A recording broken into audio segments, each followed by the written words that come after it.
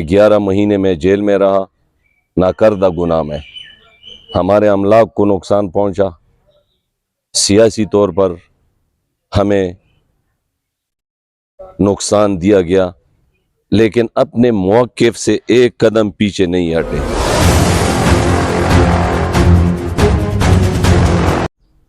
سیاسی طور میں مقابلہ کریں گے، بھرپور انداز میں مقابلہ کریں گے انشاءاللہ۔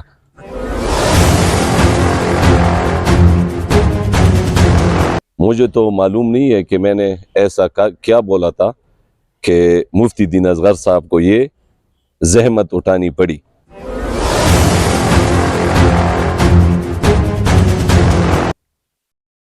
انہوں نے ایک بات کی ہے، اس کے حوالے سے میں اپنا گلہ مفتی صاحب کو آپ کی تھرو بھیجوا رہا ہوں۔ تو ہماری کمپین تو سالوں سال چلتی رہتی ہے، اسی وجہ سے ہم ہر وقت اگر الیکشن شیڈیول اناؤنس ہوتا ہے تو ہم الیکشن کے لیے اللہ کے فضل و کرم سے تیار ہیں۔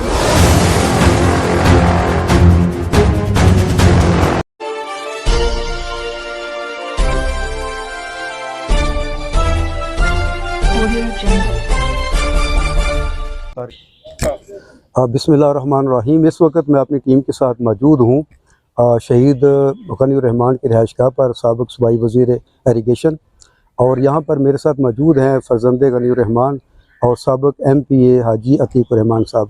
آج ہم ان سے 2-3 باتیں پوچھیں گے کہ چند دن پہلے یہ اپنی انتخابی کمپین کے سلسلے میں یہ ٹل کے علاقے زرگری گیا تھے، وہاں پر انہوں نے عمائدین اور علاقہ عوام سے خطاب کیا، اور اس خطاب کے بعد ممتاز عالم دین اور جمعیت علماء اسلام کے سرپرست مفتی دین اظہر حقانی صاحب نے ایک ویڈیو پیغام جاری کیا۔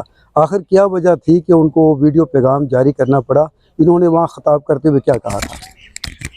بسم اللہ الرحمن الرحیم۔ شکریہ آپ یہاں تشریف لائے اور ہمارے ساتھ عید کی خوشیوں میں شریک ہوئے۔ میری طرف سے آپ کو، آپ کے پورے دیکھنے والوں کو، فیملی کو اور آپ کے توسط سے پورے عالم اسلام کو اس قربانی عید پر اپنی دلی مبارکباد پیش کرتا ہوں، اور اللہ کی حضور یہ دعا کرتا ہوں کہ یہ جو قربانیوں کا سلسلہ لوگوں نے کیا، یہ اللہ اپنی بارگاہ میں قبول فرمائے۔ مغل صاحب آپ کا شکریہ۔ آپ نے پوچھا، مفتی دین اصغر صاحب ہمارے پورے علاقے کے مشر ہے، وہ اب جمعیت علماء اسلام کے سرپرست اعلیٰ کے ساتھ ساتھ پورے علاقے کے مشر ہے، اور میں جہاں بھی اپنا خطاب کرتا ہوں تو خطاب کے دوران یا بعد میں لوگوں کو یہ کہتا ہوں کہ یہ میری اپنے رائے ہیں، اور اگر کسی کو معذرت مطلب دل آزاری ہوئی ہے تو میں معذرت کرتا ہوں۔ مجھے تو معلوم نہیں ہے کہ میں نے ایسا کیا بولا تھا کہ مفتی دین اصغر صاحب کو یہ زحمت اٹھانی پڑی۔ انہوں نے ایک بات کی ہے، اس کے حوالے سے میں اپنا گلہ مفتی صاحب کو آپ کی تھرو بھیجوا رہا ہوں۔ صرف یہ کہنا چاہتا ہوں کہ حالات ہم پر ایسے گزرے جو پورے ہنگو کو پتہ ہے۔ میں وہ باتیں ریپیٹ کرنا نہیں چاہتا، لیکن اتنا بتانا چاہتا ہوں کہ 11 مہینے میں جیل میں رہا، ناکردہ گناہ میں ہمارے املاک کو نقصان پہنچا، سیاسی طور پر ہمیں نقصان دیا گیا، لیکن اپنے موقف سے ایک قدم پیچھے نہیں ہٹے۔ ہمارے رگوں میں جو خون بہتا ہے، ہمارے دوستوں، ہمارے فیملی، جتنی بھی ہمارا گروپ ہے، اس میں ہمارے رگوں میں غداری کا خون نہیں ہے، ایمانداری کا خون ہے۔ تو صرف یہ گلہ کرنا تھا، باقی سیاسی باتیں ہوتی رہتی ہے، اور اللہ نہ کرے کہ میں کوئی ایسی بات सियासी तौर में मुकाबला करेंगे, भरपूर अंदाज में मुकाबला करेंगे इंशाअल्लाह। अच्छा अतीक रहमान साहब, ये बताएं कि अभी तो हुकूमत ने और इलेक्शन कमीशन ऑफ पाकिस्तान ने इलेक्शन शेड्यूल का ऐलान भी नहीं किया, लेकिन आपकी कैंपेन जो है वो ज़ोर शोर वो किस तरह का है, और आवाम किस तरीके से आपको अप्रिशिएट करते हैं या वेलकम कहते हैं, या उनके क्या रद्द-ए-अमल सामने आता है?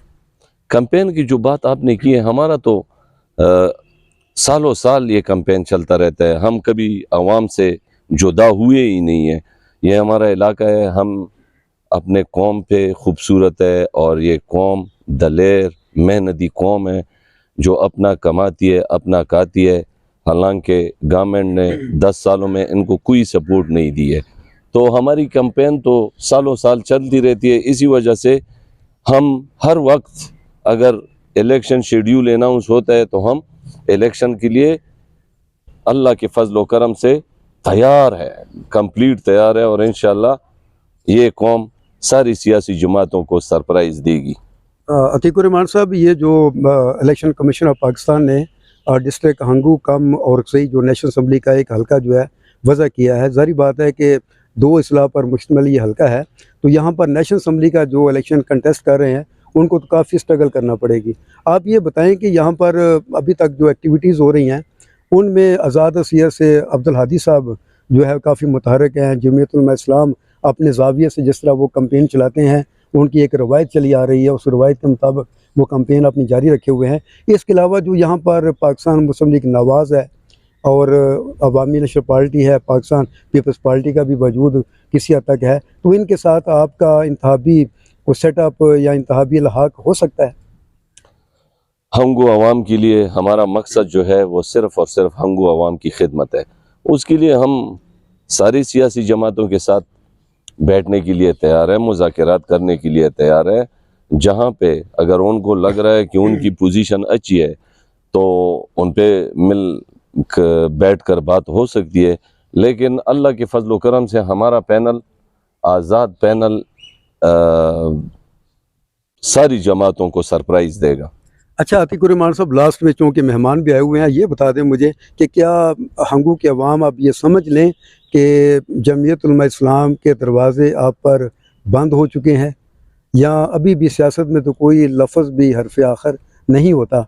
क्या कोई ऐसी डेवलपमेंट हो सकती है कि दोबारा आप जमीयत उलमा इलेक्शन से पहले कोई ऐसा इनकलाब आ जाए और वो आपको अपना उम्मीदवार अनाउंस कर दें? ऐसी सूरत हाल में आप जमीयत में वापस जा सकते हैं? बात इस तरह है कि कभी भी किसी के साथ भी मुज़ाकरात के दरवाज़े बंद नहीं करने चाहिए। हर एक मसले का हल बैठकर डिबेट करके मुज़ाकरात में, तो मुज़ाकरात करने में कोई हर्ज नहीं। मुज़ाकरात होते रहते हैं जमीयत उलमा इस्लाम के साथ भी और बाकी जमातों के साथ भी।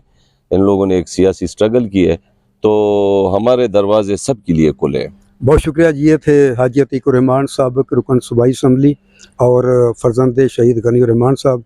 आज इनके हुजरे में कल से 2 दिन से जो है ना वो ज़िला हंगू के अवाम और हर तबका फ़िक्र के अफराद ईद मुबारक के लिए आ रहे हैं, तो हम भी यहाँ पर आए थे। सोचा जो वीडियो वायरल हुई है मुफ्ती दीन नज़र हक़ानी साहब की और इनके इस हवाले से बात की जाए, तो वो एक सियासतदान जिस ज़ाविये से जिस तरीक़ाकार के तहत जवाबात देता है सवालात के, वैसे ही इन्होंने जवाबात देकर साबित किया है कि वाकई ये सियासी फ़िगर थे और फ़िगर हैं, और आइंदा भी सियासी फ़िगर के तौर पर हंगू के अवाम की खिदमत का सिलसिला जारी रखेंगे। शुक्रिया।